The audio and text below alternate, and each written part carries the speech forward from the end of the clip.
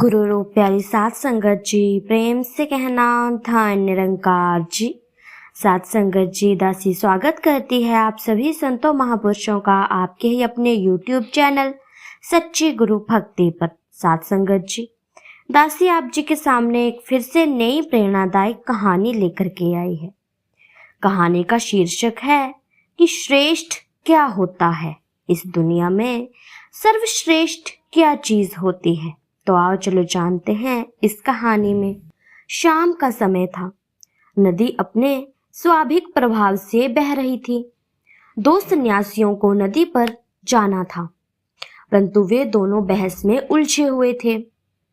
धुंधला धुंध बढ़ रहा था, अंधेरा होने लगा था, परंतु सन्यासियों की बहस का अंत न होने को आता था। वह बहस किए ही जा रहे थे। कोई तीसरा पास भी नहीं था जो कि उन्हें चुप करा सके, जो कि कह सके कि आप दोनों उलझे मत। लेकिन सात संगत जी दोनों वे उलझे रहे लड़ाई में। एक कह रहा था कि सब कुछ छोड़ छाड़ देना चाहिए, अपने पास कुछ भी नहीं रखना चाहिए, जबकि दूसरा कह रहा था कि कुछ ना कुछ पास जरूर होना चाहिए, पता नहीं कब जरूरत पड़ जाए। उसके पास एक रुपया था। पहला सन्यासी कह रहा था, इस रुपयों को त्याग दो, इसे तुम पानी में फेंक दो। दूसरा कह रहा था कि नहीं, किसी वक्त जरूरत ये हमें आ सकता है, ये हमें किसी भी वक्त काम आ सकता है और आएगा भी, तुम देखना। सामने से एक नाव वाला आता दिखाई दिया तो दोनों को बढ़ते समय का एहसास हुआ। पार जाना जरूरी था, क्योंकि वे नदी के पार जाने के लिए ही तो वहां पर आए थे। वहां लोग इंतजार कर रहे थे प्रवचन सुनने की इच्छा में। दोनों उस नाविक के पास गए और उससे पार ले जाने की प्रार्थना की।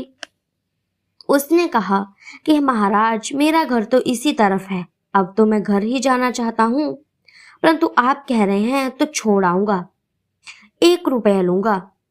त्याग का उपदेश देने वाला सन्यासी घबरा गया। उसके पास कुछ ना था, परंतु दूसरा सन्यासी तैयार हो गया जाने के लिए। दोनों नाव में बैठ गए।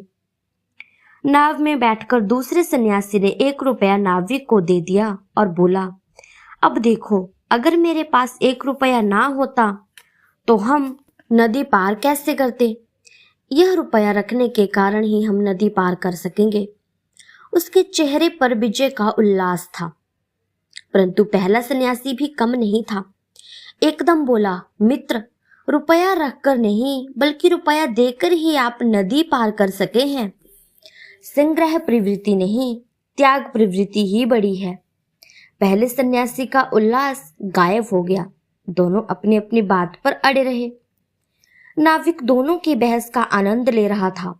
किनारा पास ही था, परंतु दोनों ही बहस में उलझे थे। उन्हें किनारे का ध्यान नहीं आ रहा था कि किनारा साथ पर है।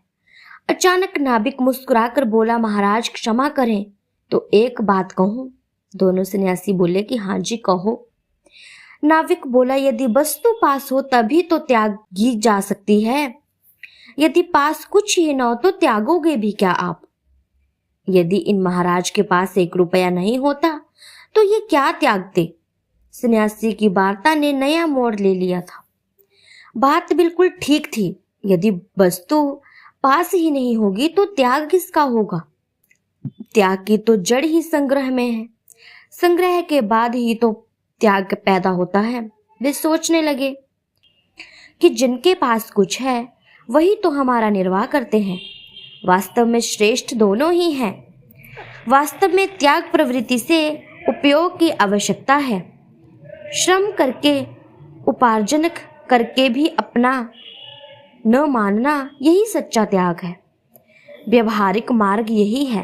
वे कह उठे कि यदि पास कुछ न हो तो सेवा कैसे करेंगे, सुमिरन कैसे करेंगे, सत्संग कैसे करेंगे? यह शरीर भी तो भौतिक है और इसी प्रभु का दिया हुआ है। इसका उपयोग हम करते हैं, फिर भौतिक वस्तुओं का त्याग कैसे संभव है? वे सोच रहे थे कि यह छोटा सा नाविक कितनी बड़ी बात कह गया। क्या यह सन्यास से कम अनुभव है? संसार में रहकर अपने फर्जों को अंजाम देने वाला गृहस्थ भी हमसे किसी प्रकार कम नहीं होता। निरंकारी सतगुरु स्पष्ट कहते हैं कि भक्ति भागने का नाम नहीं है, बल्कि अपने फर्जों को अदा करते हुए जीवन जीने का नाम है।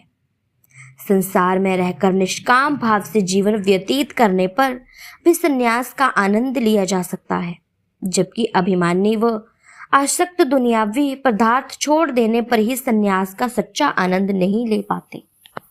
तो साध संगत जी, इस कहानी में सीधा ही स्पष्ट किया हुआ है।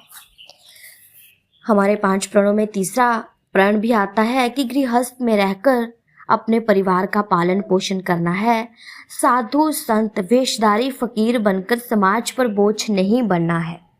तो इस कहानी में साध संगत जी इसका अर्थ स्पष्ट ही बता दिया है कि हमें भक्ति के साथ साथ अपने परिवार, अपने फर्जों को भी अदा करना है। और यदि हम भक्ति के साथ सभी फर्ज अदा करते जाएंगे तो हमारा जीवन और भी श्रेष्ठ बनता जाएगा। श्रेष्ठ जीवन इसी को कहते हैं कि सब कुछ साथ लेकर के चलें। भक्ति से भागना या किसी भी फर्ज से भागना श्रेष्ठ नहीं माना जाता। किसी भी कीमत पर ये श्रेष्ठ नहीं होता। जीवन श्रेष्ठ करने के लिए हमें सभी बुरी आदतों का त्याग करना पड़ता है। तो साध संगत जी, दासी की कहानी आप जी संतों महापुरुषों को अच्छी लगी हो तो वीडियो को लाइक कीजिएगा, कमेंट में धन निरंकार जी ज़रूर लिखिएगा।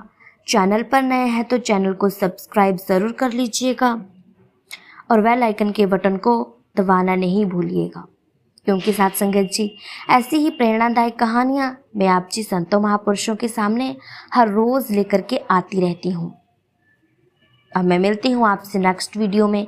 तब तक के लिए धन निरंकार जी।